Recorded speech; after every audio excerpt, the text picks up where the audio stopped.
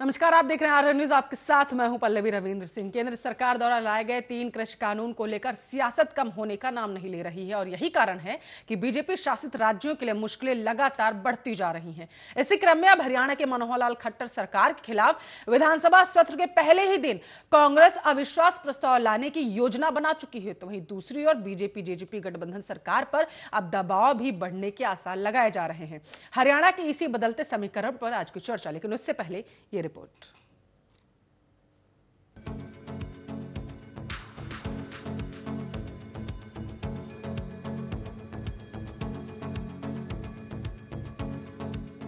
हरियाणा पंजाब से शुरू हुए किसान आंदोलन की आंधी थमने का नाम नहीं ले रही है। किसानों की आड़ में विपक्षी पार्टियां भी लगातार बीजेपी पर हमलावर होती नजर आईं और अब एक बार फिर से कांग्रेस की तरफ से बीजेपी सरकार को घेरने की तैयारी की जा रही है। 5 मार्च से शुरू होने वाले विधानसभा के बजट सत्र में कांग्रेस ने खट्टर सरकार को घेरने की रणनीति तैयार कर ली है। विधानसभा में प्रतिपक्ष सीएम भूपेंद्र सिंह हुड्डा की अध्यक्षता में हुई कांग्रेस विधायक दल की बैठक में करीब 1 दर्जन राज्य स्तरीय मुद्दे सदन में उठाने की सहमति बनाई गई है। हुड्डा ने साफ तौर पर कहा है कि राज्यपाल सत्यदेव नारायण आर्य के बजट अभिभाषण के बाद खट्टर सरकार के खिलाफ प्रस्ताव लाया जाएगा। साथ ही कानून संशोधन कर उसमें किसानों के लिए एमएसपी की गारंटी का प्रावधान जोड़ने के लिए कांग्रेस की तरफ से एक प्राइवेट मेंबर्स बिल भी इसी सत्र में लाया जाएगा।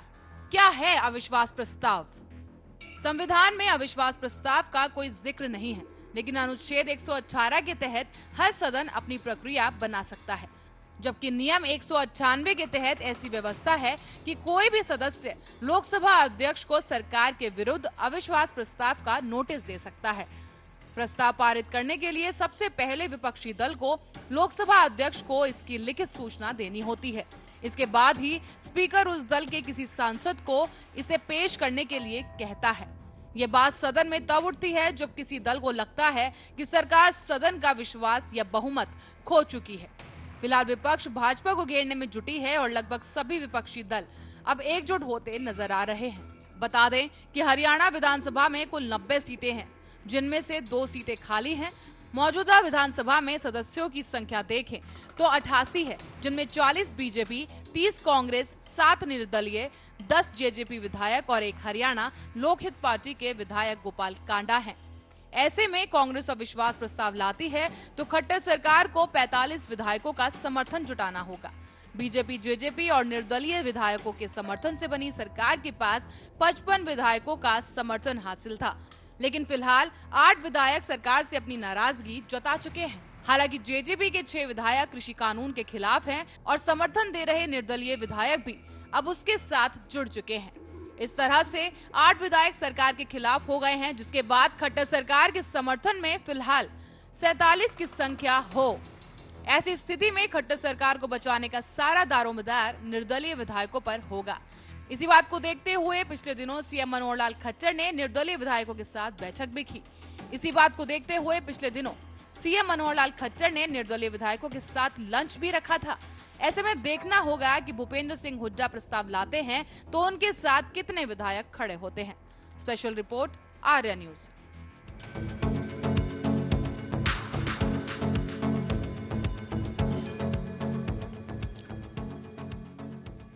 तो हरियाणा की सियासत भी कृषि कानून पर जिस तरीके से आंदोलन हो रहा था, अब गर्मा चुकी है। इस मुद्दे पर ज्यादा चर्चा करने के लिए बीजेपी के प्रवक्ता राहुल आनंद शुक्ला, कांग्रेस के प्रवक्ता हमारे साथ लाइव जुड़ चुके हैं। आप दोनों मेहमानों का स्वागत है आर्या न्यूज पर।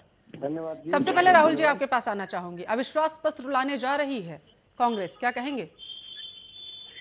देखिए, एक बहुत पुरानी कहावत है पल्लवी जी, जिसमें कहा गया था कि अगर एक ही झूठ को आप 100 बार बोलिए तो वो सच लगने लगता है।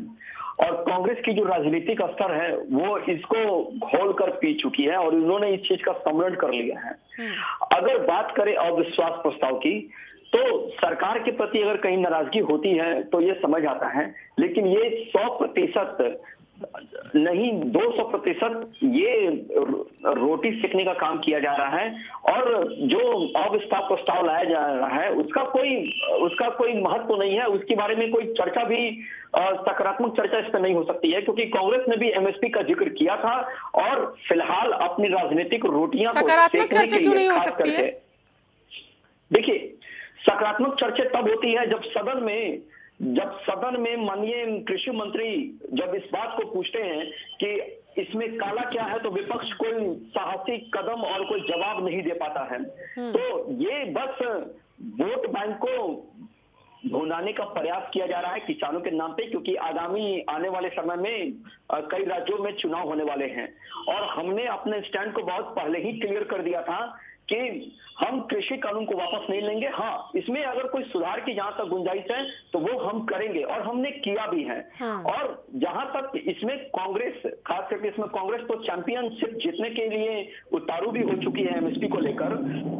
अगर बात कर लें थोड़ा मुझे समय दीजिए, मैं बताना चाहूंगा। अगर बात कर ले पिछली सरकार की जो 2004 से 14 के बीच में रही थी, उसमें एमएसपी वृद्धि 9% की रखी गई थी, लेकिन मुद्रास्फीति 8% बढ़ गई थी। और अभी जब से नरेंद्र मोदी जी की सरकार आई है 2014 से लेके 2020 तक का, इसमें एमएसपी 8% की दर रही है और जबकि इसी दौरान 4% मुद्रास्फीति रही है, यानी कहीं ना कहीं मुद्रास्फीति को कम किया गया है।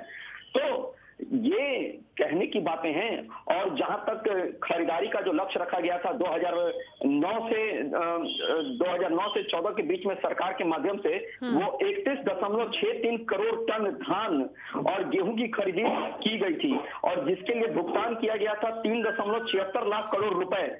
लेकिन 2014 से 19 के बीच में मोदी सरकार ने 46.95 करोड़ टन गेहूं और 8 लाख करोड़ रुपए का भुगतान भी कर दिया है।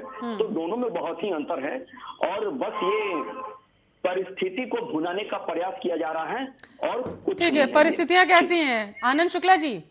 पंजाब में जीत से गदगद क्या हुए? जो अभी चुनाव हुए हैं, सोच लिया कि अविश्वास प्रस्ताव लाएंगे तो हरियाणा में भी सरकार बनाने का मौका मिल जाएगा? बिल्कुल सही कहा आपने और यही होगा, क्योंकि खट्टर सरकार ने किसानों के साथ बहुत ज्यादती की।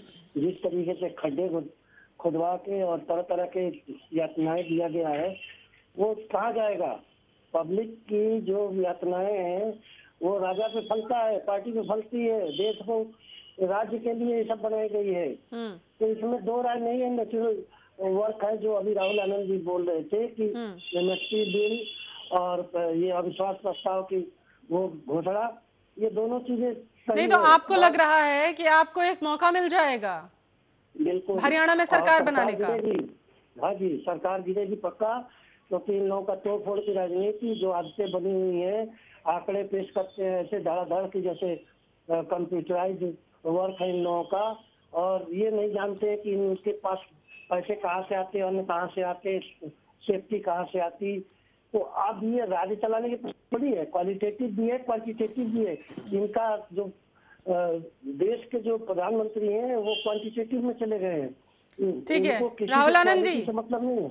अविश्वास प्रस्ताव आएगा, सरकार गिर जाएगी, क्योंकि आप ये साबित नहीं कर पाएंगे कि आपके पक्ष में कितने विधायक है। कहना है आनंद शुक्ला का। मैं आनंद शुक्ला जी का सम्मान करता हूं और लोकतंत्र में अपनी बातों को रख सकते हैं। अगर अविश्वास प्रस्ताव लाना है तो मैं इनको सबसे पहले सहिष्णुता का पाठ पढ़ने के लिए कहूंगा और सहिष्णुता का पाठ पढ़ने के लिए इनको जनतंत्र में जाकर अपने सत्यता की स्थापना करनी होगी और वो सत्यता हर किसी के लिए जरूरी है। इन्हें सबसे पहले तो ये घोषणा करना चाहिए कि मैंने जो मैनिफेस्टो के पेज नंबर 9 में लिखा था इस प्रकार का बिल को लाने के लिए, उसको मैं वापस लेता हूं, तब जाकर ये किसानों के हित की बातें होंगी। और जो अंतर्राष्ट्रीय पटल पे भारत को बदनाम करने की जो साजिश रची जा रही है, एक तरफ का पहलू है जिसको देखा जा सकता है।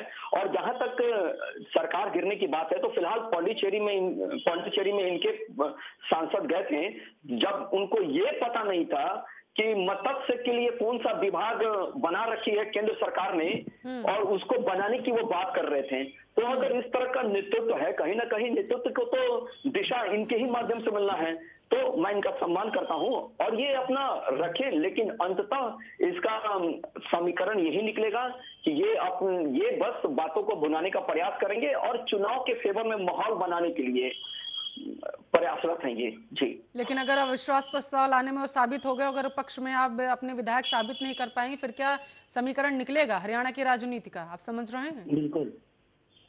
देखिए, मैं सारी बातों को समझ रहा हूँ और महत्वाकांक्षा होनी चाहिए, और एक जिम्मेदार संगठन का व्यक्ति होने के नाते मैं महत्वाकांक्षा नहीं, जो पंजाब में अभी हाल ही में चुनाव हुए उसके बाद जो बीजेपी की हालत हुई है उसको देखते हुए आनंद शुक्ला जी गदगद हो रहे हैं ना कि ठीक है हम भी लाएंगे, पर हो सकता है हरियाणा में सरकार बनाने का मौका मिल जाए। गुजरात भी इनको समझ लेना चाहिए। गुजरात में इनका सुपारा बिल्कुल ही साफ हो गया, खाता तक नहीं खुला। वहां थोड़ी ना आंदोलन हो रहा था ना। वो अलग चर्चा का विषय है, लेकिन फिलहाल जो अविश्वास प्रस्ताव लाने की बात है तो वो करना चाहिए। इनको अपनी राजनीतिक शक्ति का प्रदर्शन भी करना चाहिए, और लोकतंत्र में, जनहित में इनको ये आजाद है किसी प्रकार का कार्य करने के लिए। और ये बहुमत कैसे साबित करेंगे? बहुमत का जो आंकड़ा हमारा है वो हमें 45 चाहिए, और जिनके साथ हमने सरकार बना रखी है तो, और जो निर्दलीय विधायक वगैरह हमारे हैं, जो जेजेपी जो है वहां पे, उनके साथ जो हमारी सरकार बन रखी है, और जो निर्दलीय विधायक है वो भी हमारे फेवर में है। लेकिन जो असंतुष्टि दिख रही है, मीडिया की नजरों में दिख रही है, वो बस दिख रही है। राहुल आनंद जी, अगर निर्दलीय विधायकों को छोड़ दिया जाए ना तो आपके विधायक आपसे हरियाणा में फिलहाल के लिए तो नाराज चल रहे हैं। आपने जेजेपी का जिक्र किया है, दुष्यंत चौटाला का बयान याद है ना आपको? किसानों का समर्थन नहीं करेंगे, किसानों के साथ नहीं जाएंगे, तो समर्थन में जो सरकार बना के गठबंधन में बैठे हुए हैं तो वापस भी ले सकते हैं समर्थन। चेतावनी दी थी जेजेपी के मुखिया दुष्यंत चौटाला ने आप लोगों को। अगर निर्दलियों को छोड़ दिया जाए, जेजेपी ने अगर हाथ पीछे खींच लिया अपना, तो सरकार तो गिरनी तय है। फिर सोच रहे हैं ना समीकरण क्या होगा वहां का? देखिए, कभी भी पल्लवी जी जब भी सरकार बनती है तो म्यूचुअल अंडरस्टैंडिंग बनाया जाता है दोनों के बीच में, और पक्ष और विपक्ष के बीच में ये चर्चा का विषय होता है और रहता है। पूरा देश देखता है जब लोकसभा चलता है तो वहां पे विपक्ष की तरफ से कोई प्रतिक्रिया नहीं की जाती है, और ये लोग भी समझते हैं। लेकिन परिस्थिति को भुनाने के लिए इधर उधर की बातें की जाती हैं कि किसान दल किसानों के हित में नहीं है। हम लोगों ने उस पर जितनी चर्चा आज तक की है, ठीक है, राहुल आनंद जी से जान लेते हैं। आप लोग अविश्वास प्रस्ताव लाने जा रहे हैं ये कहते हुए कि किसान बिल से किसानों का हित छुपा हुआ है, और क्योंकि हरियाणा में खट्टर सरकार सही नहीं कर पा रही है, किसी के भी हित में कार्य नहीं कर पा रही है। अब कितना हित में है, आनंद शुक्ला जी बताइए। देखिए, ये पिछली बार जितनी भी बसें जो आई थी, कई हजार 30,000 बसों का इन्होंने वो मंगाया था, एक भी नहीं आई। जितने भी अपॉइंटमेंट हुए हैं पीजीटी के, वो सब कैंसिल कराए गए हैं। ये न रोड बनाए, और नहीं तो जब ये किसान आए तो इनका जो मेन हरियाणा का वर्क है और इनकम में आउटपुट है वो कृषि से है। वहाँ के युवक बर्बाद हो रहे हैं क्योंकि ये जॉब नहीं दे पा रहे। अब समस्या क्या है कि वहाँ खुद बगावत में लोग खड़े हैं। फिर उन्होंने किसानों के साथ इतनी ज्यादती की है कि कहने लायक नहीं। शुरुआत ही खट्टर जी से हुआ है, और आज इतना ये बेतहाशा हम लोगों की बदनामी हो रही है पूरे विश्व में कि जहाँ का कृषि प्रधान देश, जहाँ का जीडीपी 60% गवर्न होता था पहले, आज 40% गवर्न होता है कृषि के माध्यम से। वो चीज भी हम लोग नहीं कर पा रहे हैं। तो इसका मतलब है कि ये अब जड़ में मट्ठा पड़ गया है और धीरे धीरे बीजेपी खत्म हो रही है। जवाब दीजिए राहुल आनंद जी। मध्य विधि चुनाव आनंद जी का कहना है कि धीरे धीरे बीजेपी खत्म हो जाएगी, छाछ का छिड़काव हो चुका है आपकी जड़ों में। देखिए, जड़ें मतलब सुपड़ा साफ होना। मैं आनंद शुक्ला जी को बताना चाहूंगा, समर शेष है नहीं पाप का भागी व्याग्र, जो तटस्थ है समय लिखेगा उनके भी अपराध। तो अभी जो 70 साल में जो अपराध लिखा जा चुका है, तो इसको पहले वो लोग देख लें। और जहां तक जो हरियाणा की बात है, तो मैं आपको बता दूं कि कोरोना के काल में बहुत लोग की नौकरी गई है, उनके प्रति हमारी संवेदना है। और जिस प्रकार से आत्मनिर्भर बनाने की दिशा में 2 कदम आगे हम लोग बढ़े हैं, इसका भी जिक्र करना चाहिए। जैसे कि पीएसबीबी लोन जो मिल रहा है, जिसमें 10 लाख तक की कोई गारंटी नहीं दी जा सकती है, तो उसमें भी सरकार ने अपने आंकड़े जारी किए थे, जिसमें बहुत लोगों को रोजगार मिला है। और जो कॉर्पोरेट सेक्टर है, और जो आप बार बार अंबानी अडानी की जो बात करते हैं, और जिस प्रकार से आपने उनको विलेन बना रखा है कि जो हिंदी फिल्मों में वो देखते थे कि जो मालिक है वो जो चाहता है और जो पसीना तो वो एक कोई मुद्दे पर अविश्वास प्रस्ताव थोड़ी न लाने जा रहे हैं। वो तो कह रहे हैं कि हरियाणा की जनता खट्टर सरकार से त्रस्त हो चुकी है। बेरोजगारी के मामले में देखा जाए, शिक्षा के मामले में देखा जाए, कृषि के मामले में देखा जाए, त्रस्त हो चुकी है जनता। मैं उसी विषय पे आ रहा हूँ। तो जो कॉर्पोरेट को 2014 के पहले कितने लाइसेंस दिए गए, वो किसकी सरकार में दिए गए, ये भी एक चर्चा होनी चाहिए, सकारात्मक चर्चा। और 14 से 19 के बीच में कितने मिले, ये 20 में कितने मिले, ये भी एक बात है।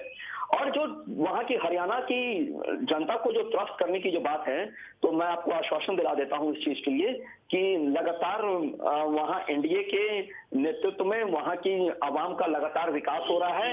और जो लोग वहां पे विरोध कर रहे हैं वो किस लिए कर रहे हैं ये सारा देश जानता है, क्योंकि जो आम नागरिकों की संवेदना वहां की सरकार के बीजेपी शासित राज्यों के किसान आंदोलन कर रहे हैं और आप कह रहे हैं कि किस लिए कर रहे हैं सारा देश जानता है। अरे आप ही लोग नहीं जान पाए, सारा देश क्या जानेगा? आनंद शुक्ला जी जवाब दीजिए। देखिए, ये हमारे जो मोदी जी है ना, इनको मोतियाबिंद हो गया है, नजदीक का दिखाई नहीं दे रहा है, दूर का खुद दिखाई दे रहा है। तो ये भविष्य में चले गए हैं। अच्छे दिन होगा, अरे अच्छे दिन आज है कि नहीं है, इस पर चर्चा होनी चाहिए। अब ये समस्या इन लोगों का सारा खोखला हो गया है, इन लोगों की हवा निकल रही है और टायर पंचर हो रहा है। और आज का दिन बड़ा ही शुभ है जिससे ये न्यूज आ गई है। अब ये देखिए, पहले जाएंगे खट्टर, उसके बाद होगा बीजेपी का ठट्ठर, और ये लोग बांधेंगे अपना गट्ठर और चले जाएंगे यहाँ से वापस अपने मंदिर और मस्जिदों में। जो लड़ाई इन्होंने शुरू कराई थी, देश का विभाजन, देश का नष्टीकरण, तथा जो आदमी आपको खाना दे रहा था उसकी थाली भी छेद कर दिए, थाली लेके गाली भी दे दिए। तो ये इन लोगों का जय जवान और जय किसान, ये किसान पे हमला किए हैं, इसके बाद ये जवान पे करेंगे। इन लोगों को एडमिनिस्ट्रेशन नहीं आता, जनता त्रस्त हो जाएगी। राहुल जी, सीधे तौर पर आनंद शुक्ला जी का कहना है अभी तो सिर्फ किसानों पर हमला किया, उसके बाद एक एक करके सबकी बारी है और आप लोगों को नकार देगी जनता। मैं आनंद शुक्ला जी से आग्रह करूंगा कि आप खुले, आपके चैनल के माध्यम से सारे लोग इस चैनल को देख रहे हैं, आप बस ये कह दीजिए कि जो पेज नंबर 9 में जो बातों का वर्णित किया गया था वो राहुल गांधी जी वापस ले लेंगे। किसानों के बारे में जो बिल लाने की बात की गई थी, आप बस इसको बोल दीजिए। और जो एडमिनिस्ट्रेशन की बात है, तो आपको बता दूं, इससे अच्छे दिन क्या आ सकते हैं। हमने 370 हटा दिया, 35 हटा दिया, आपको कोरोना से निकाला, पूरे देश को कोरोना से निकाला और विश्व में अपना परचम लहराया। साथ ही वैक्सीन बनाकर, साल भर के अंदर वैक्सीन बनाकर हमने दूसरे देशों को भी भेजा। तो इससे अच्छी बात क्या हो सकती है। और रही बात देश में कुछ संवेदनशील मुद्दे हैं, मैं उस पर चर्चा नहीं करना चाहूंगा। जो पेट्रोल डीजल है वो अंतर्राष्ट्रीय स्तर की बात है, उस पर सरकार का कोई कंट्रोल नहीं है, वो भी कम होना चाहिए, बिल्कुल होना चाहिए, क्योंकि मैं भी एक आम नागरिक हूं, मेरे भी बजट पे जाता है। लेकिन इस पे मैं कुछ कहने से, आपको मेरे कहने से कुछ नहीं होगा, ये सरकार की बातें हैं और पेट्रोलियम मंत्रालय का ये बातें हैं। और जहां तक जनता की बात है, तो हमने आज तक जितने भी वादे किए हैं उन वादों पे हम 99% खड़े उतरे हैं। तो जनता का भरोसा हमारे साथ है और कहीं कोई ठीक है। आनंद शुक्ला जी, जनता का भरोसा उनके पास है, आप लोग तो सिर्फ बरगलाने का काम कर रहे हैं। पहले पंजाब के किसानों को बरगलाया, अब हरियाणा के किसानों को। पल्लवी जी, सुना उनकी बात बहुत अच्छे तरीके से प्रसारित कर रहे हैं। अच्छा है, अपने पार्टी के प्रति बड़ा जिम्मेदारी भाव दिखा रहे हैं। लेकिन समस्या क्या है राहुल आनंद जी, जरा विद्वता के स्तर पे आइए। आपने अपनी कमजोरी का एहसास दिलाया दिया, दूसरा आदमी लाल किले पे झंडा फहरा दिया, आपका सिक्योरिटी सिस्टम बिल्कुल बेकार है। आप किसान, जो मजदूर और जो सीधे साधे व्यक्ति हैं जिन्होंने अपना पसीना और खून लगा के अपना अन्न पैदा करते थे, वो नहीं मानते हैं। कानून क्या है इसमें, उनको जो समझ में आ रही है वो आपको मानने में क्या दिक्कत थी। 2 जगह फेल, तीसरा जगह फेल। आप जब साइकिल से डिस्टेंस नहीं कवर हो पा रहा था तो मोटरसाइकिल का प्रचार हुआ और इतना ज्यादा, ये राजीव गांधी की देन है। उन्होंने कहा था कि 2 पहिया ऑटोमेटिक वाला स्टार्ट किया जाए, इलेक्ट्रॉनिक रिक्शा, तब का इमेजिनेशन है उनका। और आज उसी के बदौलत दिल्ली चल रही है, गांव के शहर चल रहे हैं, अर्बन चल रहे हैं। और आप इतना महंगा तेल कर दिए कि लग रहा है कि तेल बेच के पढ़े डॉक्टरी से बेचे तेल वाला हिसाब है, उसी तरीके से बने प्रधानमंत्री बेचे तेल, या देखो राजनीति का खेल। तो अब हम लोग तेल बेच के देश चला रहे हैं, लोकतांत्रिक देश, विश्व का पहला देश जो डेमोक्रेसी को रिप्रेजेंट करता है। तो आप ये बताइए भाई साहब, हम लोग क्या कर सकते हैं? मैं आपके लिए नहीं कुछ कर रहा हूँ। आपने कहा कि पेट्रोल का दाम कम होना चाहिए। अब समस्या क्या है कि आगे वैक्सीन आपने ठीक है दिया, हमारे कुछ नहीं हो सकता जी। तो अब ये सब चीजें आपने दिया, ठीक है, अच्छी बात है, लेकिन ये जो परेशानियां जो क्रिएट कर रहे हैं, इससे मध्य कौन सी परेशानियां आनंद शुक्ला जी? दिया अच्छी बात है, तो दिया अच्छी बात है तो फिर कांग्रेस को ये भी कहना चाहिए ना कि हाँ ये चीजें अच्छी भी हुई हैं। राहुल आनंद जी जवाब दीजिए। के लिए कहाँ मना कर रहे हैं? देखिए, मैं बातों को सराहता हूँ कि जो राजीव जी ने जो कहा था उनका अमल अगर किया जा रहा तो अच्छी बात है। अटल जी ने भी कुछ रास्ता दिखाए थे, जब परमाणु प्रशिक्षण हुआ था, जीटी रोड है, 4 लेन है, नदियों को जोड़ने की बातें थी, तो सरकार योजना को बढ़ाती है, ये अच्छी बात है। लेकिन मैं आपको एक चीज बता दूं, राजस्थान में आपकी सरकार है, लेकिन राजस्थान में पेट्रोल का कीमत कितना है, ठीक, आप ये भी देख लीजिए। और अब आते हैं हम लोग केंद्र सरकार पे। केंद्र सरकार कोरोना में जब पूरे विश्व संकट से घिरा हुआ है, उस वक्त अगर आपकी सरकार में सरकार ने सारी चीजों को अच्छे से चलाया है, आपको राफेल दिया जवानों को सशक्त करने के लिए, स्वास्थ्य का काम किया गया जिसमें कोरोना के बेड बनाए गए, जो हमने देखा साल भर के अंदर हमने देखा, और जो कोरोना के वैक्सीन बनाने में जो पैसे खर्च किए गए उसमें पीपीपी मॉडल पे ही काम हुआ था, इसलिए उनका काफी योगदान है हमारे अंदर, इसलिए मैं उनका सम्मान करता हूं।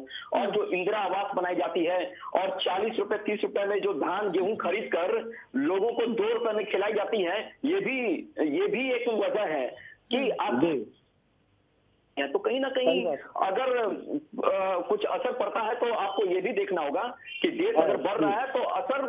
ठीक है आनंद शुक्ला जी, ठीक है आनंद शुक्ला जी जवाब दीजिए। हम एक चीज जो मैं आपको बताने जा रहा हूँ, जो बहुत अहम भूमिका जिसमें लेबर्स को यहाँ से जो शिफ्ट कराया था वो तो आप भूल गए थे, और वो शिफ्ट कराया कांग्रेस ने, राहुल गांधी ने, प्रियंका गांधी ने, रात भर दिन यहाँ पे रहे। लॉकडाउन से पहले कम से कम 8 लाख मजदूरों को पैसे दे के यहाँ से कहे सेफ्टी से चले जाओ। तो वो चीज आप भूल रहे हैं कि कांग्रेस ने इतना काम किया। हम कहीं नहीं नकार रहे हैं, हम लोगों ने मिलकर काम किया।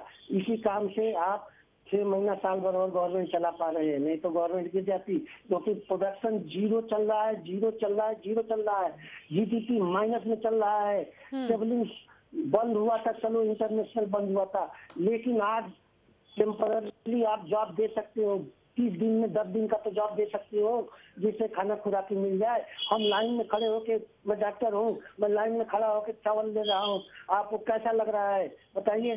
ठीक है राहुल आनंद जी, जवाब देने से बचते हैं आप लोग कहीं ना कहीं, कहना है आनंद शुक्ला जी का। देखिए जवाब दे जो आनंद शुक्ला, मैं इनकी जवाब दे रहा हूँ।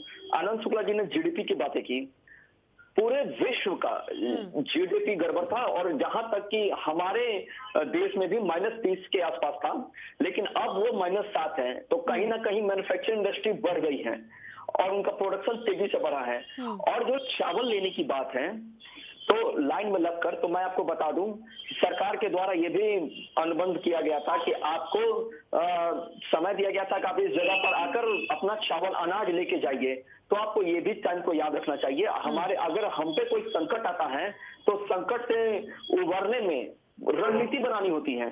कभी कोई रणनीति फेल करती है, कभी कोई रणनीति काम कर जाती है। तो मैं ये चीज तो जरूर कहूंगा कि साल भर के अंदर जो रणनीति एनडीए ने बनाई थी तो वो सफल हुआ था। और जहां तक जवाब से बचने की बात है तो आपके सारे, ठीक है आनंद शुक्ला जी, अविश्वास प्रस्ताव लेके जाएंगे सदन में, क्या ये भी बताएंगे कि जो पराली को लेकर के बिल लाया गया था उसे इस बिल में रद्द कर दिया गया है कि अब किसानों को जेल नहीं होगी? जो कानून बना हुआ था कि पराली अगर जलाएंगे पंजाब और हरियाणा के किसान तो उन्हें जेल हो जाएगी, तो ये भी सदन में बताएंगे कि ये बीजेपी ने सही काम किया या फिर नहीं बताएंगे? पराली के लिए व्यवस्था है हमारे पास, जानती है क्या? कटाई के लिए जो हमारे जो थ्रेशर्स है ना, वो थोड़ा सा उसका ब्लेडिंग नीचे करा दिया जाए ब्लेड, तो वो ब्लेड जो है 3 इंच से ऊपर सारे काट लेंगे। सब बहुत आसान तरीका है, टेक्नोलॉजी चेंज करना है, इसमें कोई दिक्कत नहीं, पराली जलाने की बात ही खत्म हो जाएगी। समझेंगे। दूसरा जो एमएसपी बिल है उसमें थोड़ा सा संशोधन करना है। आनंद शुक्ला जी, पंजाब के बिल में क्या है किस चीज किसानों को लेकर के कि कोर्ट जा सकते हैं नहीं जा सकते हैं? किस चीज में? पंजाब के बिल में कोर्ट जा पंजाब सकते के हैं बिल नहीं? में- आ रही हूँ राहुल जा आनंद जी। सकते हैं, हाँ, जा सकते हैं, बिल्कुल जरा जा- पढ़िएगा फिर आनंद शुक्ला जी, जरा पढ़िएगा, ये मेरी सलाह है आपको, एक बार पढ़िएगा देखिए, वो उसे। स्टेट- तो स्टेट अभी का आप ये कानून नहीं है, कहते चेंज कि किया जा जा सकते हैं, स्टेट- ठीक है? मैं राहुल बता आनंद जी रहा आप कुछ कह रहे थे। स्टेट का जो कानून है, पंजाब के बिल में उसको चेंज किया जा पंजाब सकता ने है। जो बिल का विरोध किया, उन्होंने और कर तुरंत कर दिया इस बिल को। लेकिन वो जो पुराना बिल जो चल रहा था, जिसने भाजपा ने बनाया था, जिसमें आर्थिक दंड का प्रावधान था और आपको कोर्ट भी नहीं जाना था, हाँ। उसको उन्होंने जैसा था वैसा छोड़ दिया। ठीक, तो सच्ची अगुवाई तो तब होती ना, श्रद्धांजलि तो तब दी जाती जब वो उस कानून को भी रद्द कर देते हैं। लेकिन उनको उन्होंने रद्द नहीं किया, लेकिन इसके खिलाफ उन्होंने प्रस्ताव पास कर दिया। ठीक है, यही पूछना चाहती थी मैं आनंद शुक्ला जी आपसे। आर्थिक दंड का प्रावधान अभी भी है किसानों को, और हिमायती बने फिरे हैं आप लोग, हिमायती बन रहे हैं किसानों के। अरे तो अगर आप इस बिल से प्रॉब्लम है तो उस बिल से भी प्रॉब्लम होनी चाहिए थी ना, उसे रद्द करवा के फिर इसे रद्द करवाना चाहिए था। आप लोगों को अपनी आवाज बुलंद करनी चाहिए थी कि नहीं, हम किसानों को नहीं आर्थिक दंड भुगतने देंगे, हम किसानों को जेल जाने नहीं दे सकते हैं। हम तो इन टोटल किसानों के साथ है, हर तरफ से साथ है। कहाँ साथ हैं प्रभु, कहाँ साथ हैं? कहाँ साथ हैं? पंजाब में अभी भी ये कानून है, अभी भी, और आप लोग उस पर चुप्पी साधे बैठे हुए हैं, अब नहीं बोल रहे हैं। उसको हम लोग संशोधन में लाएंगे, क्योंकि किसानों पे कोई भी भार अब नहीं पड़ेगा, कम से कम। राहुल आनंद जी, अगर बात संशोधन की है तो फिर संशोधन कर लेना चाहिए था, उसके बाद फिर इस बिल में संशोधन की बात करनी चाहिए थी। अपने बिल में संशोधन, दूसरे बिल की रद्द कर दो। बिल्कुल इनको संशोधन कर लेना चाहिए था। तब मैं मानता हूँ कि इनकी सहानुभूति उन किसानों के साथ है जो बॉर्डर पर बैठे हैं। और मैं इनको ये भी बता दूं कि अपनी बस राजनीतिक रोटियां सेकने का ये लोग काम कर रहे हैं, और कहीं ना कहीं अभी इसमें विपक्ष जरूर सफल है, क्योंकि जो खालिस्तानियों ने इनको हाईजैक कर लिया है, और वही एक मुद्दा बच गया है हमारे देश में। और हमारे देश में अन्य राज्य भी हैं, लेकिन अन्य राज्यों में इस प्रकार का नहीं घट रहा है। उत्तर प्रदेश का पश्चिमी भाग, हरियाणा का कुछ भाग और पंजाब, बाकी सारे लोग इससे अलग हैं। वहां 10 जगह विरोध कर रहे हैं, मैं इस चीज को मानता हूं। आपने देखा होगा कर्नाटका में जब इन्होंने रेल रोको अभियान चलाया था, तो उसमें कहां कहां कितना असर पड़ा था और वो कहां कहां फ्लॉप कर गया था, ये भी जानना चाहिए। और यही नहीं, इनके महाराष्ट्र में जो सरकार है वो गैर भाजपा की सरकार है, वहां पे इन्होंने बिल का इस्तेमाल भी किया है, वहां के कांग्रेस के नेता ने इस्तेमाल किया है। एमपी में भी कांग्रेस के नेता ने इस बिल का इस्तेमाल किया है। और खास करके अभी तो बंगाल में चुनाव होना है, लेकिन वहां कोई विरोध नहीं हो रहा है। तो कहीं ना कहीं लोग समझ रहे हैं, बिल की सच्चाई को समझ रहे हैं। बस विपक्ष अपना परिस्थिति को भुनाने का प्रयास कर रहा है, परिस्थिति के हिसाब से जो बोल दिया जाए, जो बना दिया जाए। ठीक है आनंद शुक्ला जी, अविश्वास प्रस्ताव लाने जा रहे हैं, यानी कि सपना तो सजो चुकी है कांग्रेस के, हरियाणा में सरकार बना लेंगे, तो बात चल रही है पार्टियों से, जेजेपी से बात कर ली? बिल्कुल, साथ तो छोड़ ही दिया था जेजेपी ने, और हम लोग बीजेपी का कराएंगे। 5 मार्च को तो शुरू होगा ना, तो आप चिंता न करिए, सरकार गिरेगी और धीरे धीरे हम लोग बनाएंगे अपना सरकार, तो आराम से बन जाएगा। क्योंकि किसानों की समस्या इतनी ज्यादा है, भगवान भी अगर वो पड़ रहा है, इतना मासूम बेचारा, इतना निहायत मजबूर। आनंद शुक्ला जी, विधायकों से बातचीत चल रही है? अब मैं कैसे बता दूं आपको, यहाँ पे मैं दिल्ली में बैठा हूँ, लेकिन जरूर चल रही होगी, क्योंकि लोग वहाँ बहुत परेशान है। उनके खुद पार्टी के लोग छोड़ना चाहते हैं, बीजेपी के साथी लोग छोड़ देंगे। क्या लगता है, बीजेपी के विधायक साथ में आएंगे या जेजेपी के आएंगे? निर्दलीय लेके जाएंगे आप लोग अपने खेमे में? निर्दलीय भी जाएंगे और बीजेपी के भी। लेकिन निर्दलीय अगर समीकरण के हरियाणा को देखे तो निर्दलीय तो बीजेपी के साथ में है, अभी जेजेपी थोड़ी सी रुष्ट है। जब फ्लोर टेस्ट होगा तो ये हारेंगे, उसके बाद हम लोगों का सरकार बन जाएगी। ठीक है राहुल आनंद जी, फ्लोर टेस्ट में हार जाएंगे आप लोग। पुंडुचेरी में भले ही आप लोगों ने कांग्रेस की सरकार गिराने में थोड़ी सी कामयाबी हासिल कर ली हो, फ्लोर टेस्ट में पास नहीं हो पाए, लेकिन अभी हरियाणा में वो तस्वीरें सामने नहीं आएंगे, आनंद शुक्ला जी कह रहे हैं। देखिए, राहुल गांधी जी पुंडुचेरी गए थे, आने के बाद उनकी सरकार गिर गई। और रही बात हरियाणा की, तो विपक्ष के पास मौका है, वो अपना काम करे। और जहां तक हमारी विश्वसनीयता की बात है, तो हमने जब उनके साथ सरकार बनाई थी, असहमति हो सकती है क्योंकि घर में भी बाप बेटे में असहमति बनती है, तो वो समझाने का काम हमारा है और जो नेतृत्व है वो इसमें सफल होगा और इसका मौका नहीं आएगा आपके सामने कि हमारी सरकार गिर रही है और हमारी सरकार को फ्लोर टेस्ट कराने का मौका। असहमति या गुस्सा राहुल आनंद जी? देखिए, ये इसको मैं अगर अपने शब्दों में कहूं तो मुझे उसका वो जवाब नहीं मिल पा रहा है कि मैं आपको क्या समझाऊं, लेकिन बस मैं इतना बताऊंगा नहीं, असहमत मतलब असहमत हैं वो आप लोगों से या फिर गुस्से में है? क्योंकि अगर जेजेपी को जिस तरीके से अकाली दल आप लोगों से अलग हो गया था, तो अकाली दल कहता था किसान मतलब अकाली दल मतलब किसान, हमारी पार्टी किसानों को समर्पित है, और कुछ ऐसा ही हरियाणा में जेजेपी कहती है हम किसानों के साथ हैं, मैं किसान का बेटा हूं, इसलिए जेजेपी मतलब किसान, किसान मतलब जेजेपी। तो ये गुस्सा है आप लोगों के लिए जेजेपी का, जिस तरीके से उन्होंने कह दिया था कि नहीं भैया बात मानिए किसानों की, अदरवाइज हम ले लेंगे अपना तुमसे समर्थन वापस। तो अब गुस्सा है या वो असहमत हैं आप लोगों से? देखिए, ना ही ये गुस्सा है ना ही ये असहमत है। तो आपने तो कहा था अभी असहमत हो सकते हैं। मीडिया में बातें चल रही हैं, मीडिया के अंदर ये बातें चल रही हैं, किसी ने अभी इसके बारे में खुलकर नहीं कहा है। कैसी बात कर रहे हैं? कोई थोड़े राहुल आनंद जी, थोड़े टाइम पुराना यह बयान भले ही हो चुका है, जब आंदोलन उग्र हुए थे उसी टाइम का बयान था, 1 महीना लगभग हो चुका है, लेकिन इसका मतलब ये थोड़ी ना है कि आप जनता को बरगला के ये कह देंगे कि किसी ने ऐसा नहीं कहा था, हो सकता है मीडिया में बातें चली थी, आया था बयान, मानिए इस चीज को। देखिए, दुष्यंत चौटाला ने बोली थी ये बात, आया होगा, लेकिन ये आपको मैंने क्या बताया कि घर में अगर बाप बेटे भी में असंतोष हो जाता है तो इसका मतलब ये नहीं होता कि बेटा बाप का घर छोड़कर चला जाए, ठीक है। हाँ, समझाया जाता है, तो समझाने में हमारी पार्टी कामयाब रहेगी और आप इसके लिए बिल्कुल निश्चिंत रहिए और मैं आनंद जी को भी निश्चिंत कर देता हूँ। अकाली दल को समझा लिया होता फिर तो। आनंद शुक्ला जी, अगर बेटा बाप का घर छोड़ के जा ही नहीं सकता, अगर ये समझा लेंगे जेजेपी को, जेजेपी नहीं जाएगी, आप लोगों की सरकार अविश्वास प्रस्ताव जो लाने जा रहे हैं उसमें कहीं ना कहीं नाकामयाब हो जाते हैं, तब तो समझा तो अकाली दल को भी सकते थे ना, क्यों अलग हो गई? सुनिए, इन लोगों की हिस्ट्री रही है। राहुल जी, अटल बिहारी वाजपेयी ने मदन लाल खुराना को दिल्ली से दूध की मक्खी की तरह निकाल फेंका, और उन लोगों का भी बाप बेटे का रिलेशन था बहुत ज्यादा, और बहुत बाप बेटे मिलके एक दूसरे को आंसू दिखाते थे।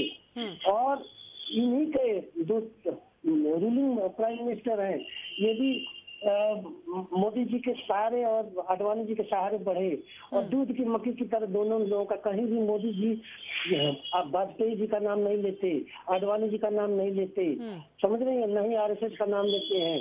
ये इन लोगों का कल्चर है, जिन सीढ़ियों से चढ़ो उन सीढ़ियों को तोड़ के गिरा दो। तो ये अकाली दल को समझा लेते या ये होता ही नहीं इतना परेशानी। आज बताइए, पूरे विश्व में वर्ल्ड के सारे एक्टिविस्ट नाराज हैं, और इसलिए कि ह्यूमैनिटी पे दाग हो रही है। अब कैसे बताएं इन लोगों को, समझ में नहीं आ रहा है।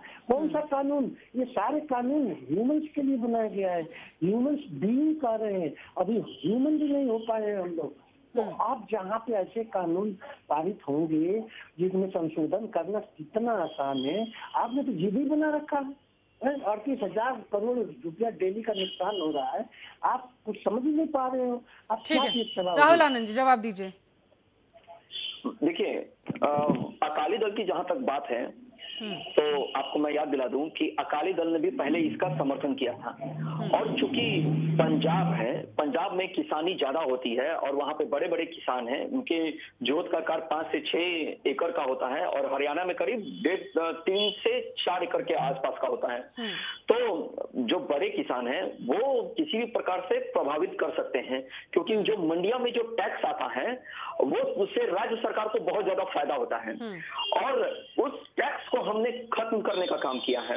और जो कानून में जो वर्णित किया गया है कि 3 दिन के अंदर आपको भुगतान करना पड़ेगा, आश्चर्य है, इसी का विरोध ज्यादा हो रहा है, जबकि इस पे बिचौलियों पे इस पे रडार आती है। और पहले अकाली दल ने हमारा समर्थन जरूर किया था, बाद में जब वहां के प्रदर्शन उग्र हुए तो उन्होंने इसका विरोध किया, ये भी उनके साथ ये साक्ष्य सामने आया है कि वो जो प्रेशर पॉलिटिक्स है उसका वो सामना नहीं कर पाए, इसलिए उन्होंने हमारा साथ छोड़ दिया। हम फिर भी उनका स्वागत करते हैं क्योंकि वो हमारे साथ रहे भी थे और हमारे लिए वो अच्छे मित्रवत हैं और रहेंगे भी। और जहां तक शरद पवार जी का है, उन्होंने भी जब ये बिल आया था तो उन्होंने इस बिल का स्वागत किया था, लेकिन आंदोलन को अब इस तरीके से राहुल आनंद देखा जाए तो सबसे पहले तो कांग्रेस ने लाने की बात कही थी अपने मैनिफेस्टो में, आप लोग ले आए वो बात दूसरी है। सबसे पहले कांग्रेस ने जिक्र किया था। सवाल यहाँ ये नहीं है कि आप लोगों का समर्थन किसने किया था और किसने नहीं, आपकी घटक दल की पार्टियों ने आपका समर्थन किया है नहीं किया, विपक्षी पार्टियों ने सदन में आपका समर्थन किया है नहीं किया। सवाल ये है कि आप अपनी ही पार्टियों को, एनडीए की ही पार्टियों को नहीं समझा पाए कि आखिर क्या है, वो अलग हो गए, वो किसानों के समर्थन में चले गए। सो असंतोष तो कहीं ना कहीं पार्टी में है ना, और इसका फायदा कहीं अविश्वास प्रस्ताव लाके कांग्रेस ना उठा ले। देखिए, मैंने आपको एक शब्द कहा कि प्रेशर पॉलिटिक्स का यूज किया, तो अब जो लोग वहां बैठे हैं और जिन्होंने हाईजैक कर जो सरकार पे दबाव बनाने का प्रयास किया है, तो ये सरकार की इच्छा शक्ति और सेनापति का दृढ़ संकल्प पर निर्भर करता है कि आप इससे कैसे पार करते हैं। आंदोलन हो रहे हैं, मैं मानता हूं उसमें कुछ किसान भी बैठे हैं, लेकिन आप ही बताइए कि किसानों को किन बातों से समस्या है। आप वहां पराली जलाने की बात कर रहे थे, हमने उस पर संशोधन कर दिया कि उसपे आर्थिक दंड का प्रावधान नहीं रहेगा और किसी को जेल जाने की आवश्यकता नहीं पड़ेगी। फिर हमने कहा कि जो लाइसेंस राज था वो हमने खत्म किया। अब आप पैन नंबर के आधार पे आप अपने फसल को बेच सकेंगे और अपना क्लस्टर भी बना सकेंगे। और खास करके पंजाब में भी अभी भी कॉन्ट्रैक्ट फार्मिंग होती है और पंजाब के कैप्टन अमरिंदर जी इसके जीता जाता सबूत भी है। और हमने उसमें प्रावधान लाया कि 3 दिनों के अंदर एनी हाउ उसका भुगतान करना पड़ेगा। फिर भी लोग वहां बैठे हैं। फिर 5वां उसमें प्रावधान लाया गया कि कम से कम 5 साल तक आप कारागार कर सकते, अनुबंध कर सकते हैं। उसके बाद किसान की मर्जी पे ये डिपेंड करता है कि वो आगे इसको कंटिन्यू करेंगे या नहीं। तो ये आप अपनी पार्टियों को नहीं समझा पाए ना, अपनी घटक दल की पार्टियों को समझा नहीं पाए, वो रुष्ट होकर के चले गए, विपक्ष को क्या समझाएंगे? आनंद शुक्ला जी जवाब दीजिए। ठीक है, देखिए एक चीज इन लोगों को बता रहा हूँ कि बहुत बड़ा ये आंदोलन बना दिए, इतना छोटा सा परेशानी थी, कोई परेशानी नहीं होती। इसमें एक तो इन्होंने एमएसपी भी अपने मैनिफेस्टो में नहीं दिया, इनका एक ही मैनिफेस्टो था, सबका साथ सबका विश्वास। आप साथ किसको लेके चले? हिंदू को ले चले, मुसलमान को ले चले, सिख ईसाई को ले चले, लेबर को ले चले, लेबर को रोक दिया है। यही योगी जी इन्हीं के दाहिने हाथ हैं जिनका प्रभाव बहुत बड़ा महामंडल है। वो उन्होंने मजदूरों का जबरदस्ती प्रियंका गांधी को बेइज्जती करने के लिए राहुल गांधी को बसेज रुकवा दिए, तो उससे लोगों को अब ये कानून है। अब आप बताइए, कोई भी राजा प्रजा के लिए होता है या प्रजा को ही दंड देता है? तो अब इस सब चीजों को इनको एडमिनिस्ट्रेशन नहीं समझ में आ रहा है, क्वांटिफिकेशन में चले गए हैं, तरह तरह की चीजें आगे पीछे करना, ये डाटा पेश करना, ये करना। हम आपको बता दें, कंफर्टेबिलिटी है क्या इंडिया में? आप बताइए, लोग एक काम किए, फ्री में खाना बंटवा दिए, तो हमारे लंगर वाले तो ऐसे ही बंटवा देते हैं। सरदार 2.7% है और 27% लोगों को खाना खिलाते हैं, तो वो तो ऐसे ही खाना खिला देंगे। तो अब इन लोगों ने क्या किया आप बताइए? हमारे पास मैनिफेस्टो में 50 बुलेट लाइन्स हैं, 50 लाइनों में हम लोग वर्क करते हैं। आपके पास 5 भी नहीं है, आप क्या कर लोगे? आपका तो माइंड से पूरा रहेगा, आपका तो एक्सपेंशन ही नहीं, आप ही का विकास नहीं हुआ, दूसरे को क्या विकास करेंगे? अंधे अंधे के लिए दोनों। राहुल आनंद जी, राहुल आनंद जी देखिए, अभी जो आनंद शुक्ला जी ने जो बातें को रखा, जिसमें इन्होंने बोला कि सबका साथ सबका विकास की बात की, चर्चा की, तो मैं इनको याद दिला दूं कि हमने सबको सराहा है, SC ST से लेकर स्वर्ण को, उसमें सारे लोग आ गए। और जो लंगर की बात आपने की, तो उसका फंडिंग कहां से हो रहा था, ये सारे लोगों ने देखा। और आपने बात की हिंदू मुसलमान की, तो जो उज्ज्वला योजना हमारा चलता है और जो इंदिरा आवास चलता है, जो आप ही के सरकार का एक रूपरेखा है, उसमें कितने हिंदुओं को और कितने मुसलमानों को मिला है घर, ये पता कर लीजिएगा। और उज्ज्वला योजनाओं में कितने मुसलमानों को सिलेंडर मिला है, ये चीज जरूर पता करिएगा। और जो पैसा जाता है महिलाओं के अकाउंट में जनधन योजना में, और गांव में आप जाएंगे तो देखेंगे जो महिलाएं बुर्का पहनकर लाइन में खड़ी रहती हैं, मैं उसका आपको तस्वीर भेजूंगा। ठीक है आनंद शुक्ला जी, इन्हीं मुद्दों के तहत आप जा रहे हैं विश्वास प्रस्ताव लेकर के। राहुल आनंद जी कह रहे हैं जा तो रहे हैं, लेकिन थोड़ा पता करके भी जाइएगा, पढ़ के। सुनिए, इनके पास मैनिफेस्टो आप उठा के देख लीजिएगा, 5-7 लाइन के मैनिफेस्टो है, जिससे कि पूरे विश्व के महाविष्णु अवतार पुरुषोत्तम महाराज मोदी जी हैं, तो जो चाहेंगे वही जादू के छड़ी करवा देंगे। और जनता के कष्ट को नहीं समझ पा रहे हैं। जब किसान भाइयों को अन्नदाता यही कहते थे, और अन्नदाता का ही एकदम गला काट रहे हैं लोग। तो अब ये सब चीजों को नहीं समझ पा रहे हैं, इनको ये चीज नहीं आ रहा है कि एग्रीकल्चर में जॉब नहीं है। वो सारे एग्रीकल्चरिस्ट जितने भी हैं, साथ में इंडस्ट्रियलिस्ट हैं और सारे काम कर रहे हैं, वो कहीं न कहीं से हर्ट हो रहे हैं, कहीं दिक्कत हो रही है, जो आगे चल के तनाव में परिवर्तित हो जाएगा। आज नहीं कल इन्वायरमेंट पोल्यूशन एक्ट लग जाएगा इंडिया में, फाइन भरते भरते हालत खराब हो जाएगी। वो बात को नहीं समझ रहे हैं मोदी जी, वो ये समझ रहे हैं कांग्रेस समझ रही है हमारा विकास और हमारा राज यही बस रहा है। राहुल जी, कांग्रेस समझ रही है आनंद शुक्ला जी? जी बिल्कुल। अब राजीव गांधी ने total work dislodging of the urbanisation को डीपॉपुलेट करके और गाँव में कैसे भेजा जाए, उन्होंने राजीव गांधी ने ये शुरुआत किया था। ठीक है, कितना समझ रही है राहुल आनंद जी से पूछ लेते हैं। राहुल जी जवाब दीजिए। सुन लीजिए, ठीक है राहुल जी जवाब दीजिए। ठीक है आनंद शुक्ला जी, हो गया। मैं इनको बता दूं कि जो मैं लगातार डिबेट में जो आंकड़े पेश करता रहता हूँ, क्या वो सरकार बनाती है या वो मिलता है लोगों के बीच में? ठीक, जो मैं लगातार जो कहता आ रहा हूँ, 780 लाख मैट्रिक टन की जो खरीदारी का लक्ष्य रखा गया था, पहले तो 745 रखा गया था, फिर बढ़ाया गया था। तो ये गूगल बताता है, क्योंकि कहीं ना कहीं आंकड़ा बनाया जाता है, नीति आयोग के पास वो सारे डाटा जाते हैं, सरकार के माध्यम से हर जगह भेजे जाते हैं। और जो आप लॉकडाउन में 4% GDP में किसानों का योगदान रहा था, ये भी एक सराहनीय कदम है। और वो कब हुआ?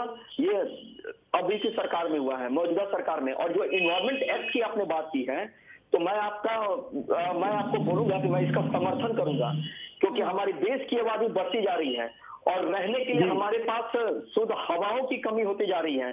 तो क्यों ना हम ऐसा टेक्नोलॉजी का विकास करें जिससे प्रदूषण कम हो।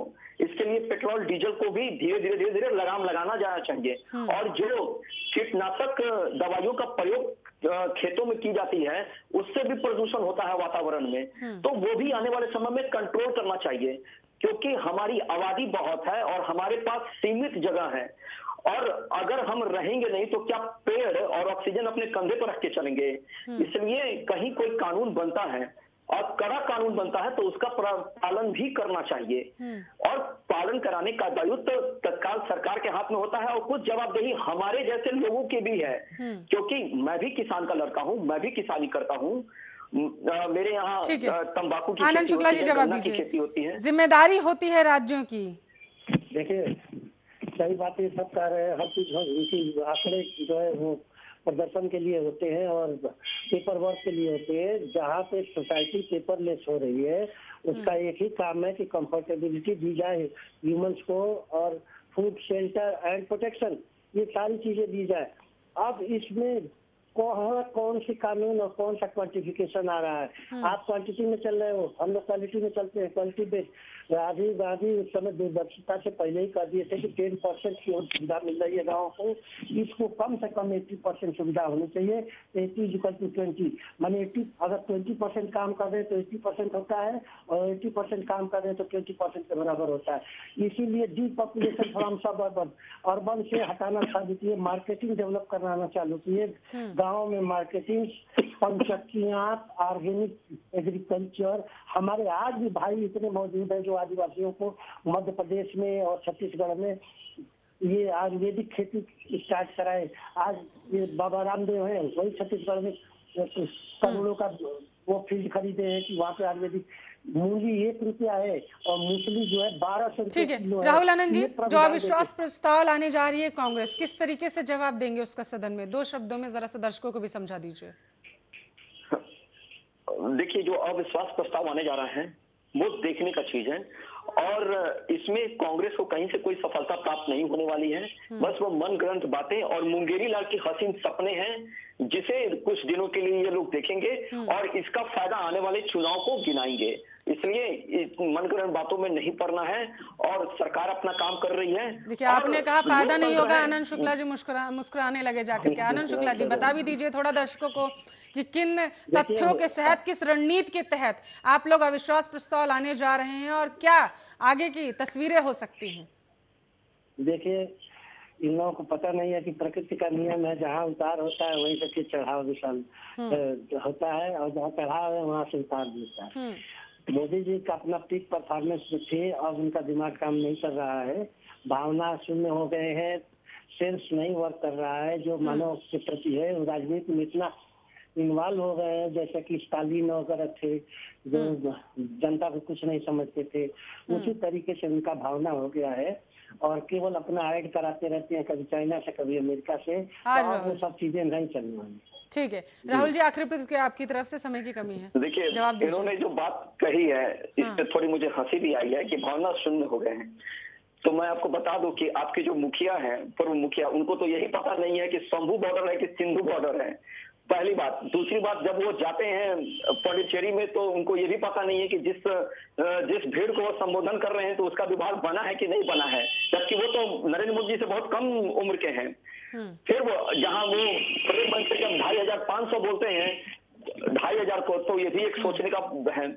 और जब वो संसद में बन के आंख मारते हैं और जब इशारा करते हैं तो ये तो एक मनोरंजन की बातें होती हैं।